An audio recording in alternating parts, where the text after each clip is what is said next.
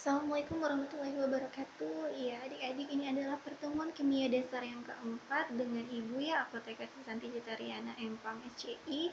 Nah, di pertemuan keempat ini kita akan membahas tentang tabel periodik.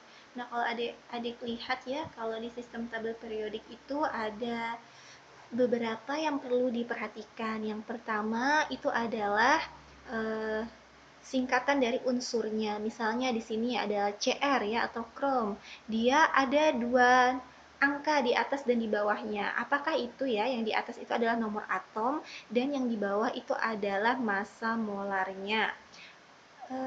Dari nomor atom dan massa molar ini memiliki fungsi masing-masing ya adik-adik. Nomor atom ini digunakan untuk menentukan konfigurasi elektron, sedangkan massa molar ini digunakan untuk menghitung jumlah atomnya itu di setiap mol suatu unsurnya. Nah, untuk memperjelas lagi ya, kita langsung saja ke slide berikutnya. Oke, ini konfigurasi elektron dan elektron valensi ya. Ini adalah dua hal yang saling berkaitan antara konfigurasi elektron dan juga elektron valensi. Contohnya adalah H. H ini nomor atomnya paling kecil ya, 1. Sehingga konfigurasi elektronnya ya hanya 1s1 saja. Seperti yang sudah kita pelajari sebelum-sebelumnya ya, bahwa konfigurasi elektron itu adalah gambaran penyebaran elektron yang paling mungkin ke dalam orbital-orbital kulit elektron. Sedangkan elektron valensi adalah jumlah elektron pada kulit terluar ya. Kulit kemarin ada KLMN, sedangkan orbital ada SPDF ya. Sehingga nanti adik-adik akan membuat konfigurasi elektron dengan menggunakan sistem orbital seperti ini ya, atau disebut dengan aturan Aufbau ya. Elektron menempati orbital sedemikian rupa untuk meminimumkan energi atom tersebut. Dengan kata lain, aturan atau proses Aufbau menunjukkan cara pengisian elektron dengan urutan energi orbital dari terendah ke yang tertinggi. Seperti ini yang pernah Ibu jelaskan ya, bahwa pengisian orbital itu dari 1s terlebih dahulu, baru 2s, baru 2p, baru 3s, baru 4s, selanjutnya adalah 3p, kemudian 3D, 4P, 5S, 6S, 5P, 4D, 4F, 5D, 6P, 7S, 2P, 6D ya, dan yang terakhir ini ya 5F ya. Nah, seperti itu ya adik-adik, sehingga pengisian orbitalnya itu dia zigzag seperti ular tangga begitu ya, seperti ini. Nah, oke, seperti itu. Oke, kita hapus dulu. Selanjutnya langsung di sini ada contoh ya, Ibu berikan contoh 1H tadi. Karena nomor atomnya 1, maka dia akan memberikan konfigurasi elektron 1s1. Kemudian kalau 11Na ya, konfigurasinya adalah 1s2, 2s2, 2p6 dan 3s1 gitu ya.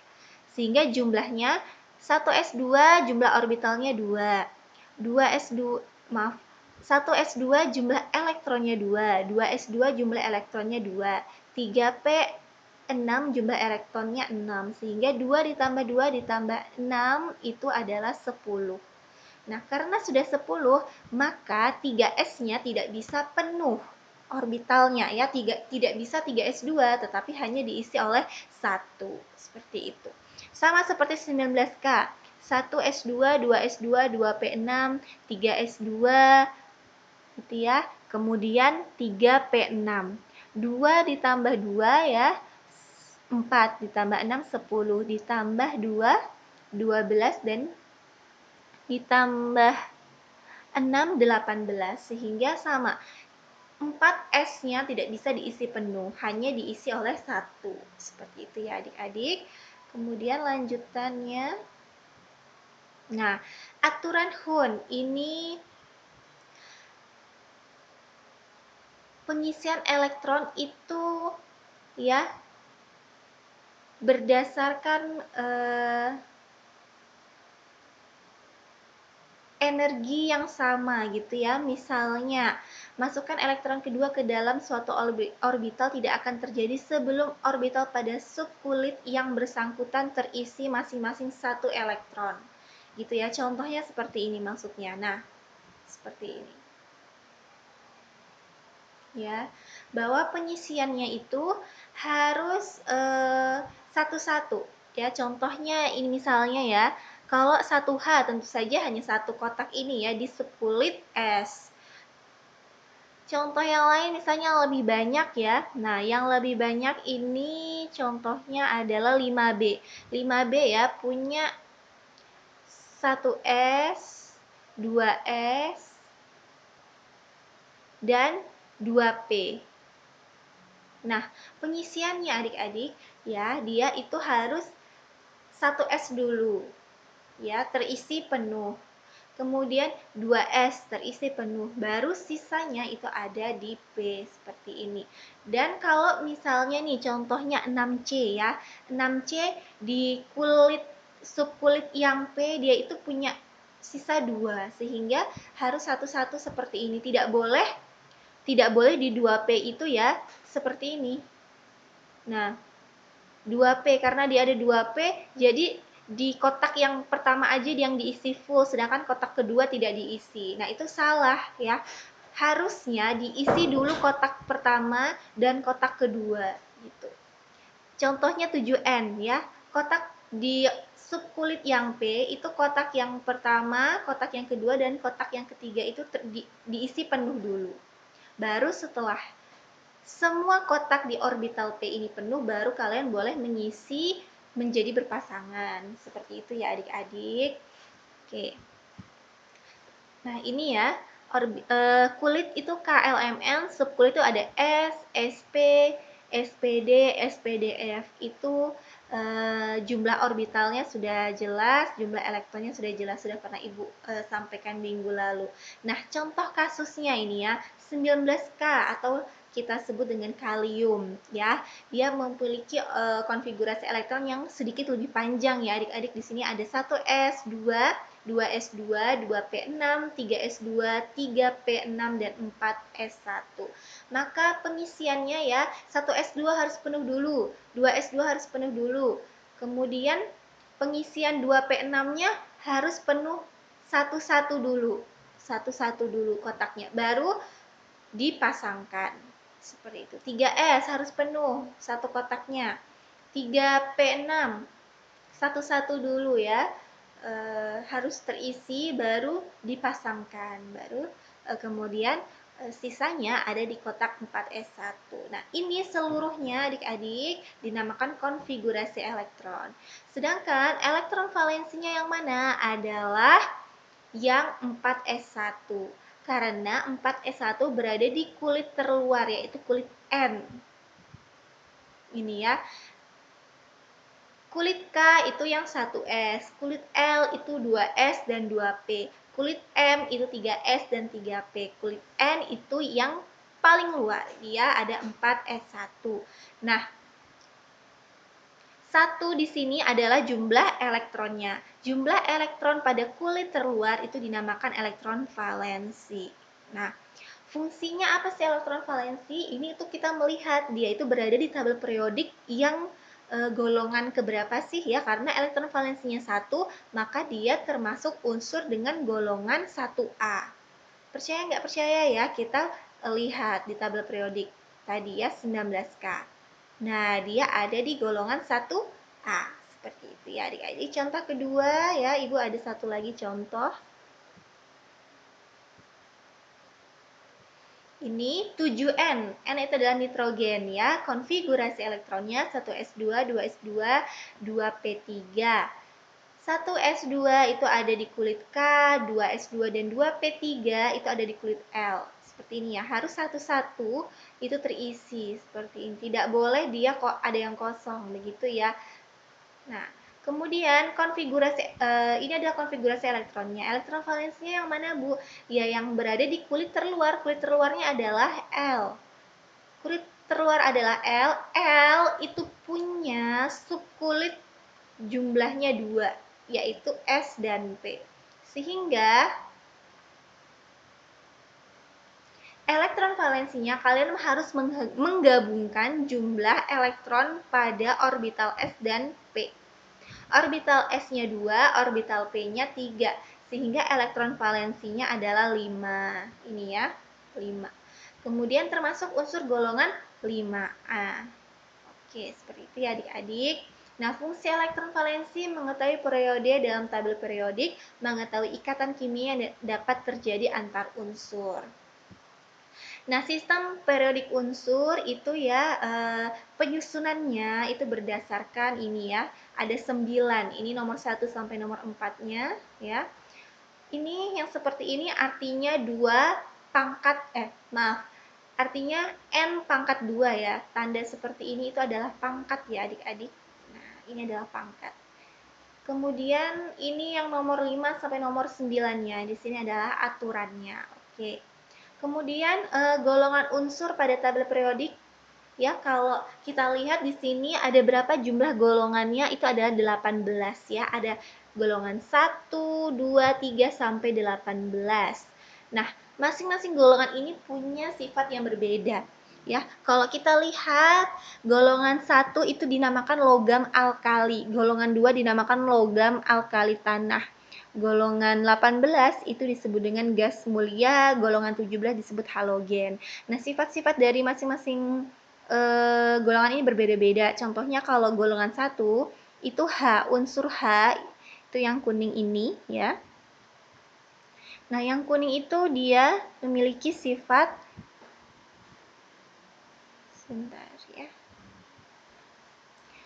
non-logam ya, karena dia itu sebenarnya adalah gas gitu ya. Tetapi yang lainnya ya, Li, K ini ya, Cr itu dia memiliki sifat logam alkali atau warnanya merah ya. Masing-masing warna ini memiliki sifat yang berbeda-beda. Contohnya kalau yang orange itu logam alkali, tanah ya. Kalau yang kuning itu gas mulia gitu ya. Kalau yang ini abu-abu itu sifatnya adalah logam pasca transisi begitu ya. Yang hijau itu disebut gas mulia. Itu hijau yang golongan 18. Kalau hijau yang ada di golongan 14, 15, 16 itu yang hijau itu non logam ya. Sifatnya begitu. Oke, nanti bisa kalian baca sendiri ya adik-adik. Kemudian selanjutnya nah, sifat keperiodikan unsur. Jadi tabel periodik ini ya membuat unsur-unsur itu memiliki sifat keperiodikan begitu ya. Antara golongan 1, 2 tadi berbeda-beda. Nah, ini ya kalau kita lihat ada beberapa sifat keperiodikan ya, ada jari-jari, ada afinitas, ada elektronegativitas begitu ya. Nah, kalau jari-jari dia ya semakin ke bawah dia itu jari-jari atomnya semakin besar dalam satu golongan. Dalam satu periode dari kiri ke kanan jari-jari atom semakin kecil ya. Golongan-golongan itu ke bawah gini ya. Golongan 1A. Ini golongan 1A tadi ya. Semakin ke bawah jari-jarinya semakin besar ya. Sehingga antara atom H semakin besar. Antara atom H dengan atom krom itu jari-jarinya lebih besar atom krom. Sedangkan dalam satu periode itu ke kanan seperti ini ya, dari kiri ke kanan antara H gini ya, nih. Antara H sampai ke helium, antara hidrogen sampai ke helium itu ya. Jari-jari atomnya semakin kecil seperti itu ya. Jadi kalau ke bawah seperti ini semakin besar ya, sehingga ini ya H itu paling kecil jari-jarinya dan Fr itu paling besar jari-jarinya. Kalau semakin ke kanan periode nih ya, ini periode 1, 2, 3, 4, misalnya di periode 7 ya, Vr sama ini OG itu ya, jari-jarinya lebih kecil OG, kayak gitu ya. Oke. Kenapa? Ya, karena nomor kulitnya bertambah ya. Kalau semakin ke bawah dalam suatu golongan itu nomor kulitnya semakin bertambah sehingga jari-jarinya semakin besar.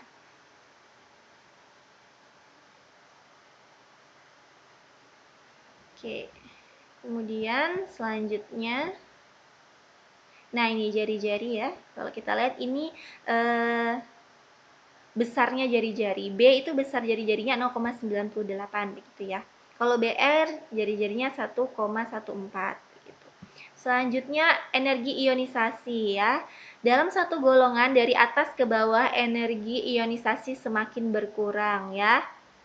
Jadi semakin ke bawah energi ionisasinya semakin berkurang. Dari suatu periode dari kiri ke kanan energi ionisasinya bertambah seperti ini ya. Ini energi ionisasinya bertambah, semakin ke bawah energi ionisasinya berkurang. Oke. Nih kalau kita lihat di sini ya. Nah, ini. Antara H gitu ya sama yang paling bawah tadi itu semakin berkurang energi ionisasinya. Tetapi kalau ke kanan, dari kiri ke kanan semakin bertambah. Antara H, hidrogen, dengan helium itu energi ionisasinya lebih besar helium. Seperti itu ya. Nah, ini bisa kalian bandingkan sendiri. Nah, kalau afinitas gitu ya, semakin ke bawah itu semakin kecil afinitasnya. Tetapi kalau dalam satu periode dari kiri ke kanan semakin besar. Afinitas ini semakin kecil kalau ke bawah, sedangkan dari kiri ke kanan semakin besar ya. Nah, ini afinitas nih ya. F itu afinitasnya semakin besar. Nih, golongan 7A, golongan 7A itu memiliki afinitas yang paling besar gitu ya di antara golongan yang lain. FClBr, I, Al ini ya, coba lihat. Afinitas sampai 300, 200 begitu ya. Nah, semakin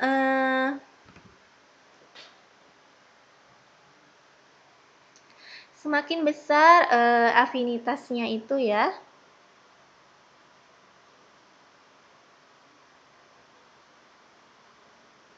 dia biasanya punya apa sih namanya itu, muatan negatif begitu ya. Sehingga 7A ini biasanya muatannya adalah negatif. Seperti itu ya. Nah, ini kalau bisa kalian lihat. Unsur-unsur halogen golongan 7A memiliki afinitas elektron paling besar atau paling negatif tadi ya. Sehingga Cl itu Cl minus, F itu F minus gitu ya. Berarti dia paling mudah menerima elektron gitu ya adik-adik. Oke. Terus ke elektronegatifan ya. Sama, semakin ke bawah itu dia semakin berkurang, semakin ke kanan dia semakin bertambah. Sama seperti afinitas tadi ya. Sama. Mirip. Oke.